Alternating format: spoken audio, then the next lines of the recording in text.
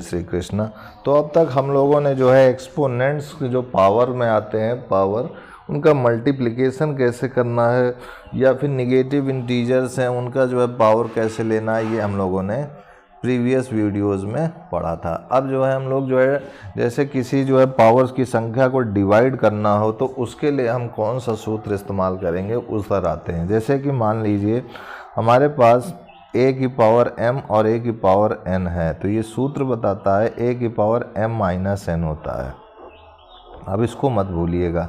तो इस बार जो है डिवाइड के फॉर्म में है, तो यहाँ पर डिवाइड के फॉर्म में जैसे क्वेश्चन हो जाए, सपोज़ कीजिए यहाँ पर मैं लिख दूँ 2 की पावर 3 है और ये 2 की पावर 4 है, इसको सॉल्व करना है हमको। तो कैसे करेंगे, यहाँ पर देखें तो ये 2 और 2 दोनों सेम है तो 2 लिख देंगे। ये 3 है देखिए m, तो m की जगह हमने 3 लिख दिया, माइनस साइन लगा दिया, और n की जगह क्या है 4 है, तो यहाँ पर हमने 4 लिख दिया। अब इसको सॉल्व करेंगे तो 2 3 माइनस 4, तो 4 जो है बड़ा है तो इसका साइन माइनस लगा देंगे, 4 में 3 माइनस किया तो 1 आ जाएगा। और ये मैंने आपको पढ़ाया था कि a की पावर अगर माइनस n होता है तो माइनस साइन हटाने के लिए इसको अपॉन में लिख देते हैं, यानी डिवाइड में लिख देते हैं। तो ये माइनस साइन हट गया, डिवाइड में 2 की पावर 1 आ गया जो कि 1/2 ही होता है। ठीक है, तो ये आपका ये कॉन्सेप्ट क्लियर हो गया। अब इसके बाद देखा जाए कुछ एग्जांपल और देखते हैं। जैसे कि मान लीजिए यहाँ पर 3 की पावर यहाँ पर 4 हो जाए, यहाँ पर 3 की पावर 5 हो जाए, तो यहाँ पर भी उसी तरीके से 3 लिखेंगे। m है हमारा 4 और n है हमारा 5, तो ये 5 लिख दिया हमने। तो यहाँ पर देखा जाए 3, चूँकि 5 4 से बड़ा है तो माइनस साइन यहाँ लगेगा, और 5 में 4 माइनस करेंगे तो 1 होगा, तो ये भी 1/3 की पावर 1 हो जाएगा जो कि 1/3 होगा। ठीक है, तो ये वाले डिवाइड के कॉन्सेप्ट है। अब इसमें सपोज़ कीजिए कि अगर ये पावर इसका माइनस में हो जाए, जैसे कि यहाँ पर -4 हो जाए और ये 3 यहाँ पर -5 हो जाए, तो क्या करेंगे। तो यहाँ पर देखा जाए तो ये 3 हो गया हमारे पास, और यहाँ पर m की जगह पर फॉर्मूले में क्या है, m की जगह पे हमारा -4 है तो -4 हमने ब्रैकेट बना के लिख दिया। फिर देखिए माइनस है तो माइनस लगा दिया, n की जगह पे -5 है तो यहाँ -5 लगा दिया, तो ये आ गया 3, और यहाँ पर -4 और माइनस माइनस प्लस और ये 5, ये हो गया हमारे पास। अब उसके बाद अगर सॉल्व करें तो ये हो जाएगा 3, 5 - 4 करेंगे तो 1 आएगा। इस बार देखिए 3 आ गया। तो यहाँ पर देखा जाए तो यहाँ पर देखिए दोनों साइन पॉजिटिव थे तो 1/3 आया था सॉल्व करने पे, दोनों निगेटिव कर दिए तो यहाँ पर देखिए 3 आ गया।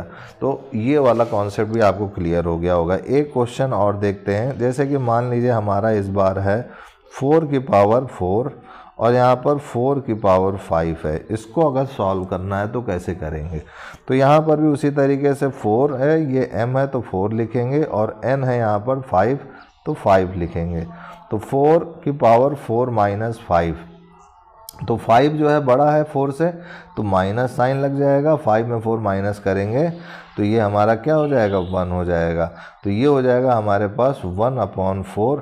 तो ये जो 1/4 है यही हमारा जो है रिक्वायर्ड आंसर हो जाएगा। ठीक है, तो ये हमारा हो गया है। अब आगे बढ़ते हैं नेक्स्ट के लिए। तो नेक्स्ट में देखा जाए तो यहाँ पर एक और जो है क्वेश्चन है। जैसे कि हमारे पास है यहाँ पर 5 की पावर 3 है और यहाँ पर हमने 5 की पावर 2 डाल दी, तो ये हो जाएगा 5 की पावर दिस इज़ 3 - 2, तो 3 - 2 करेंगे तो ये 5 की पावर 1 हो जाएगा, और ये 5 की पावर 1 जो आया यही हमारा रिक्वायर्ड आंसर हो जाएगा। ठीक है, तो यहाँ पर 3 - 2 क्योंकि यहाँ पर जो सूत्र मैंने आपको पढ़ाया था a की पावर m अपॉन a की पावर n हो, तो ये हो जाएगा a की पावर m माइनस n हो जाएगा। तो यहाँ पर m क्या है, ये 3 है, n क्या है 2 है, तो m और n की जगह वैल्यू रख दिया, माइनस किया 3 - 2 1 हो गया यहाँ पर, तो ये 5 की पावर 1 आ गया है। अब उसके बाद देखिए नेक्स्ट में देखा जाए, जैसे कि यहाँ पर क्वेश्चन में 5 की पावर 7 हो जाए और डिवाइड में आपका 5 की पावर 4 हो जाए, तो ये हो जाएगा 5 की पावर यहाँ पर 7 - 4 हो जाएगा, यानी ये m है ये n है, यहाँ पर m और n का वैल्यू रख दिया, माइनस साइन वैसे ही लगा दिया, इसी सूत्र का मैं बार बार इस्तेमाल कर रहा हूँ। तो ये हो जाएगा 5 7 - 4 यानी 3 हो जाएगा। अब यहाँ पर जो है मान लीजिए कि एक यहाँ पर निगेटिव कर दिया मैंने और यहाँ पर एक जो है पॉजिटिव कर दिया। अब इसको कैसे करेंगे, तो यहाँ पर देखिए 5 हो गया और ये जो है m का मान क्या -7 और यहाँ पर देखा जाए तो ये माइनस साइन और ये n की जगह 4 है तो यहाँ 4 लिख दिया। तो 5 की पावर 7 4 11 यानी -11। तो 5 की पावर -11 ये हमारा आंसर हो चुका है। अब उसके बाद बढ़ते हैं नेक्स्ट पर। तो यहाँ पर देखा जाए तो ये 5 की पावर -7 -4 तो ये 5 की पावर -11 आ चुका है। इसी तरीके से सपोज़ कीजिए इस बार मैं इसको जो है प्लस करता हूँ और इसको जो है माइनस कर देता हूँ, ठीक है। अब क्या होगा, तो यहाँ पर देखा जाए तो यहाँ पर जो है 5 7 माइनस जो फार्मूला n की जगह इस बार क्या है, n की जगह इस बार -4 है तो यहाँ -4 लिखेंगे तो हो जाएगा 5 7 + 4 तो ये हो जाएगा 5 की पावर 11। 7 और 4 11 तो ये 5 की पावर 11 ही आंसर हो जाएगा।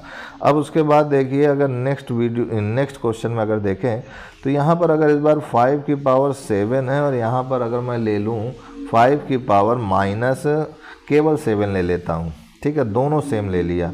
तो यहाँ पर अगर दोनों सेम है तो देखा जाए तो 5 की पावर ये 7 है और माइनस फिर से n के मान भी 7 है तो 5 की पावर 0 हो जाएगा और 5 की पावर 0 1 होता है, ये मैं आपको बता चुका हूँ। तो ये ध्यान रखिएगा कि a की पावर 0 हमेशा 1 होता है। अब a की जगह 5 हो 4 हो 3 हो कुछ भी हो उससे कोई हमें दिक्कत नहीं है। तो ये कॉन्सेप्ट आपने ये समझ लिया कि पॉजिटिव साइन हो नेगेटिव साइन हो, दोनों नेगेटिव हो दोनों पॉजिटिव हो। या एक और क्वेश्चन चलिए देख लेते हैं। जैसे कि मान लीजिए यहाँ पर 5 की पावर -7 है और यहाँ पर भी 5 की पावर -7 है, दोनों नेगेटिव कर दिए हैं। तो यहाँ पर देखा जाए तो 5 -7 माइनस साइन लगाएंगे फिर से ये -7 है तो ये हो जाएगा 5 की पावर -7 माइनस प्लस 7 तो ये हो जाएगा 5 की पावर 0 तो 5 की पावर 0 क्या होता है 1 होता है, यही हमारा आंसर फिर से वही आया क्योंकि दोनों ही हमारा माइनस है। तो इस कॉन्सेप्ट को भूलिएगा मत, ये आपको बहुत मदद करेगा सॉल्व करने में क्वेश्चन को। आज के लिए इतना ही मित्रों भाइयों, तब तक के लिए जय गुरुदेव, जय Shri Krishna and I will see you next time.